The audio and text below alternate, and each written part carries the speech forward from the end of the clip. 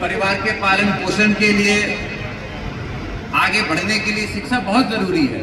कहीं काम करने जाएंगे तो शिक्षा की जरूरत है, शिक्षा के बिना आप कहीं काम कर ही नहीं सकते। लेकिन उसके साथ साथ आज सही गलत को नापने के लिए, आपने के लिए क्या सही है क्या गलत है, सरकार की कौन सी योजनाएं भली है कौन सी बुरी है, समाज में कौन से कृत्य सही है कौन से कृत्य गलत है, इसके लिए भी शिक्षा होना आज के समय पे मैं समझता हूं सबसे जरूरी होता जा रहा है। और हमारी तो खुशनसीबी, हम कहेंगे एक बचपन स्कूल अभी कुछ दिन पहले सैफई में खुला था, वो आदरणीय शिवपाल सिंह जी ने उसका उद्घाटन किया, और जो आपने करेल में खोला वो हमें और तेज प्रताप जी को उसका उद्घाटन करने का मौका मिला।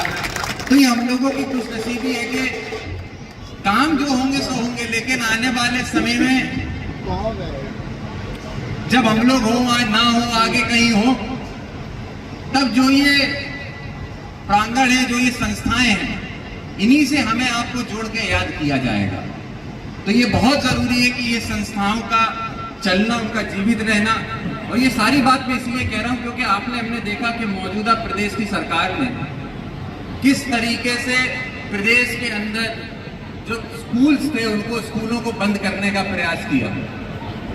और आप कल्पना कर सकते हैं, सरकार जिसका काम शिक्षित करना, आगे बढ़ाना समाज को होता है, वो आपके क्षेत्रों में, प्रदेशों में स्कूलों को बंद करती है। और उसके बदले में गांव-गांव आज ठेके खोलने का काम किया जा रहा है।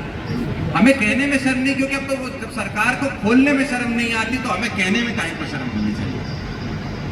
हम लोग तो इस क्षेत्र को देखते आते, इस क्षेत्र में पहले ये स्थिति कभी नहीं हुआ करती थी। 2-4 लोग होते थे, वो घर में या दोस्त यारों में बैठ के अपने शाम को पी लिया करते थे। लेकिन आज ये ठेकों की वजह से गली गली, गांव-गांव ये स्थिति हो गई। हर घर में लोग शराब पीने लगे और हर घर में व्यक्ति जो है वो बर्बाद होता जा रहा है, परिवार बर्बाद होते जा रहे हैं। तो ये हमें आपको रोकना पड़ेगा, और ये रुकेगा भी शिक्षा से ही। आपने देखा अभी पूर्व में लोकसभा के अंदर कितना ढिंढोरा पीटा गया महिला आरक्षण बिल को लेकर, और अभी भी भारतीय जनता पार्टी वाले चिताए गए। हम लोगों ने जब उनका बिल को गिरा दिया, उसके बाद भी अब हर जिले के अंदर भारतीय जनता पार्टी के नेता प्रेस कॉन्फ्रेंस कर रहे हैं, प्रेस वार्ता कर रहे हैं, ये बताने के लिए हम लोगों ने उस बिल को रोका।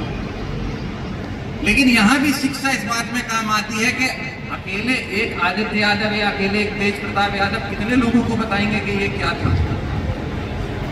ये बात जब हमसे आप तक पहुंचेगी और आपसे आगे आने वाले 10 लोगों तक पहुंचेगी, तभी इस बात का विस्तार, उसकी सच्चाई, जमीनी हकीकत तक पहुंच पाएगी।